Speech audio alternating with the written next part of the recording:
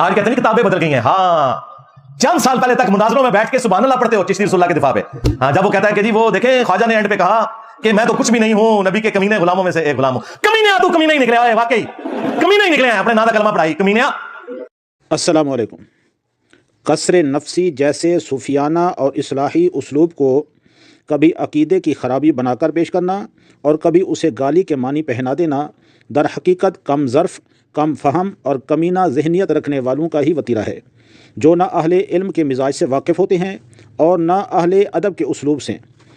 جو لوگ قصر نفسی کے الفاظ کو یا تو کفر کا لیبل بنا دیں یا انہیں بازاری گالی بنا کر اچھالیں, وہ دراصل اپنی فکری پستی, علمی ناپختگی اور ادبی افلاس کو خود ہی بے نقاب کر دیتے ہیں.